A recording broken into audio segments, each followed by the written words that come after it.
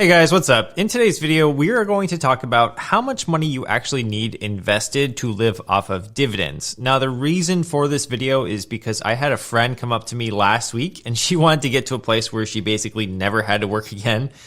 And at that point, I was like, well, yeah, everybody would love that. So my next question to her was basically, how much would you need on a yearly basis to be comfortable and happy with your dividend income? She thought for maybe about 30 seconds. And then what she told me was she would like to have around $3,300 to $3,500 per month, which comes out to around $42,000 per year. Now, depending on who you are, it could be either a little bit more than that or a little bit less than that. But for most people, I think 40,000 is a pretty reasonable number. So today we're going to cover the math behind how much exactly you need invested to live off of dividends, why investing in dividends shouldn't be your only strategy, and if you are able to get to the point where you can basically live off of your dividends, we should talk about the best methods to actually achieve this. So make sure you hit the like button on this video and let's get into part one, which is the math of this whole problem. So let's say you want $40,000 a year in dividends. Well, that really depends on how much you have invested into what exact holding that you have invested. So using the example from our intro, let's say we want $40,000 a year in dividends. Well, that's going to really depend on what we're investing in and what the payout rate or the percentage yield of what our total investment is actually going to be across our entire portfolio. All right, so let me give you an example. Let's say you bought Apple stock. Well, Apple stock on dividend.com, it pays 92 cents for every share of Apple that you own on a yearly basis. That means if you own a share of Apple, which roughly costs between $145 and $150 at the time of this recording, you are getting 92 cents for every share that you own passively every single year. Now, the dividend yield then is 92 cents divided by the share price. So let's use $150 as our example. It would be 92 cents divided by 150, which is 0.61%. That would be the yield. Now, this yield percentage is the number that you want to pay attention to. Essentially, what this percentage is telling you is that for every $100 that you guys have invested in this particular stock or holding, that's how much of a percentage you're getting back every year in passive dividends. So in the case of Apple, if you put $100 into Apple stock, you would get 0.61% of it, or around 61 cents per $100 every single year back as a dividend. Now, if you wanted to get to $40,000, then you could see where this becomes a huge problem because you need a lot of money invested in Apple. But I think the good news here is that most dividend paying companies will pay higher than 0.61%. If we actually take a look at the Dividend Aristocrat list of 65 stocks, there are 65 members of the S&P 500 that haven't just paid dividends for at least 25 consecutive years. They've actually raised their dividends for a minimum of 25 years as well. So basically, if you invest in Dividend Aristocrats only, you know that your dividend is likely safe and it's likely appreciating over time, as in it's getting raised over time. Now, if we actually scroll down the list, we actually see on average that the dividend yield percentage for all aristocrat companies is somewhere between 1% and 4%, depending on the stocks that you hold. So that's definitely a lot higher than Apple's 0.61%. So if we actually take one of the more aggressive stocks in the Dividend Aristocrat list here, 3M, for example, their current dividend yield is around 4%, 4.02% at the time of this recording. That means if you had your whole portfolio in 3M, you would need way less invested to get to that same $40,000 a year that you would with, say, just Apple. In fact, the numbers are pretty crazy. If you just held Apple stock, you would need $6.557 million invested in Apple stock just to get that $40,000 a year passively. With 3M, since it's paying a 4% dividend, you would just need $1 million invested in 3M alone. So you can see how big of a driver your dividend yield is for figuring out how much you need invested to passively live off of it. In a well-diversified portfolio, you're typically going to have varying stock holdings, and I would say the average dividend yield of a good, well-diversified dividend stock portfolio is somewhere between 2 and 4%. I'm going to bring up a table right here. With this table, you're going to see exactly how much you need invested to generate $40,000 a year at each dividend yield percentage. As you can see, the more that your average yield percentage is, the less money you will need. So at 3%, you will only need $1.33 million invested, and at 5%, you would need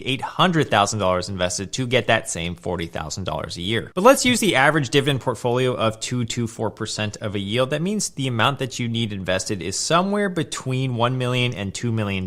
Now, it's usually at this point that somebody asks me, hey, Humphrey, why don't you just put all your money in a higher dividend yield paying stock? For example, AT&T, they pay a dividend of 5.24%. Why don't you just dump your entire net worth into that? So here's the exact reason. I'll pull it up on the screen right now.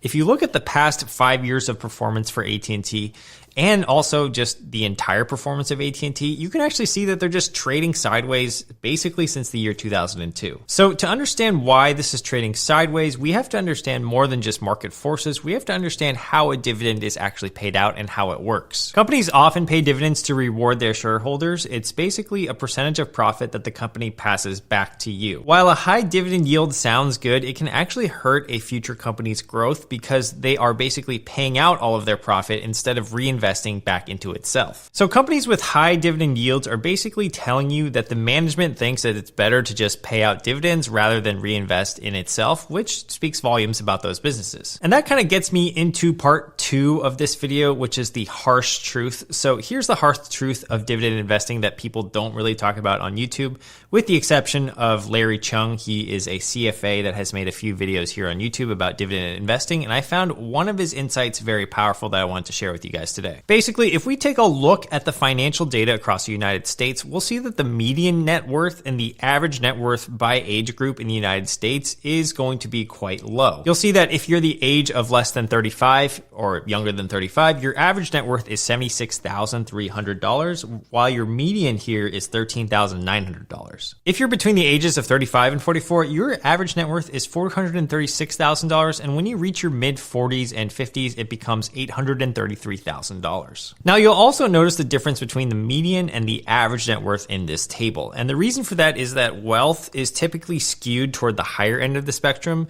so there are a lot of outliers on the wealthier side, and therefore the average in this case is actually probably a little bit more than, say, just average, if that makes sense. Anyways, even at the age of 45 to 54, if we take this entire person's net worth of $833,000 and you put it into a 4% dividend portfolio, that generates you about $33K a year in dividends, which still doesn't hit our $40K a year passive income goal. It also doesn't take into account that the average net worth is comprised of things like your home, your car, and other types of investment assets. So really, in order to get to a place where we're generating enough income off of our investments, what should our strategy be? And this is actually going to lead us into part 3. If we are young, which according to my YouTube analytics, a lot of you guys are, in fact, 74% of you guys are under the age of 34. If we are young, we want to have a different strategy than just dividend portfolio investing. It's likely better to invest in growth rather than dividends, especially early on, and there are going to be 3 reasons why it's better to invest in growth over dividends. The first is that you can afford to take more risk when you're younger. So let's say you only had $1,000 to invest. If you put it in a dividend portfolio that generated you 5% a year, that's really just $50 a year without much appreciation at all. That dividend yield is hardly going to make a dent in your overall portfolio, so it's probably better to try to grow your capital as quickly as you can when you're young. And that's basically number 2. You want to grow your capital gains as much as you can when you're young because you can afford to take on more risk. Now, number 3 is the concept of compound interest.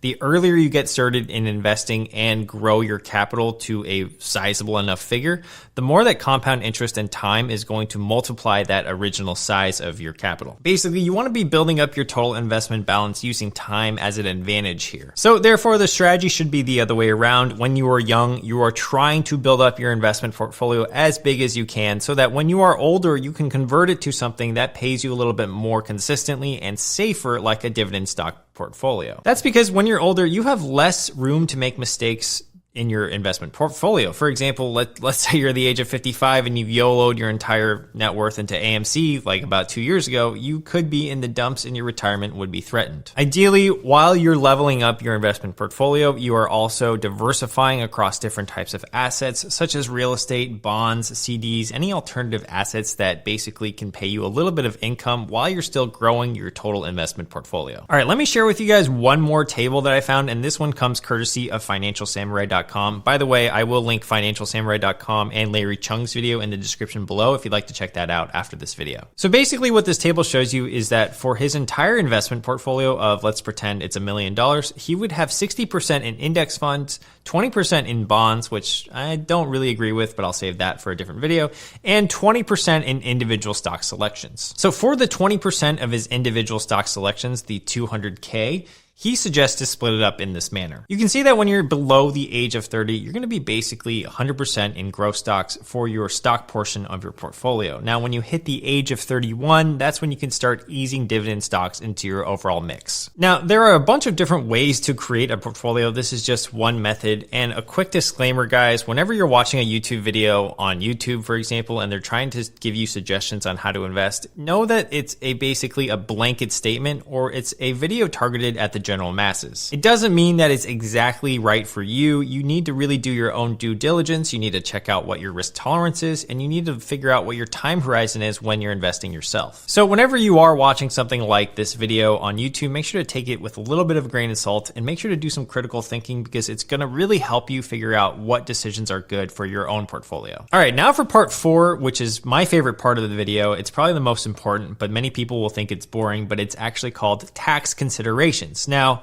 if you are really interested in living off of your dividend income one day, you really want to pay attention to this section. So let's pretend you hit $1 million in your portfolio and your dividends are paying you around 4%. So you're at that magic number of $40,000 a year. Now, this is the best part, because under the IRS tax code, anything that you make under $40,000 and $400 is taxed less. It's actually taxed at 0%. Any earnings from $40,401 to $445,850 is taxed at 15%, and anything above that is taxed at 20%. Now, dividends from companies that you receive are usually taxed either at ordinary income rates, or they're called qualified dividends, and qualified dividends will basically qualify you for those capital gains rates I just mentioned. There are a lot of specifics on how dividends are taxed I'm not going to get into today, but basically, if you're holding a dividend company for longer than 60 to 120 days, you likely have qualified dividends, which means that you qualify for this better tax treatment. So if you ever are getting close to this magic number, you also want to pay attention to the capital gains taxes, because that's going to also play into the math that you need to figure out for how much you need invested to live off of dividends. Now, if you want to avoid taxes altogether, you can invest in something called a Roth IRA, and that's a special individual retirement account. The main advantage of a Roth IRA is that when you retire, all your earnings and your profit that you earned in the Roth IRA grow, and they get withdrawn tax-free. That's the biggest benefit of this account, and because it's such a good account, the government actually limits how much you can invest in a Roth IRA every single year. If you're under the age of 50, you can only contribute $6,000 a year into your Roth IRA, and if you're over the age of 50, you can contribute $7,000 a year. The other downside is that you need to wait until the age of 59 and a half before you withdraw any of your gains from a Roth IRA, because the government wants to basically incentivize you to save for your retirement. If you withdraw before the age of 59 and a half, you take a 10% penalty on those earnings, so that's why they want to disincentivize you from doing that. So if you are a stickler for taxes, you might just want to consider investing in a Roth IRA. I have a ton of videos on the Roth IRA on my channel, which I will link down below as well. The general rule that I want you guys to take away from this video is when you're trying to figure out how much you need invested and how much you want to live off of, there is a great formula for that. So the formula is dividend income divided by dividend yield percentage. So if you need $75,000 a year to live passively, you will divide it by your target dividend yield percentage, and that will tell you exactly how much you need to have to live off those investments. So in our case, 75,000 divided by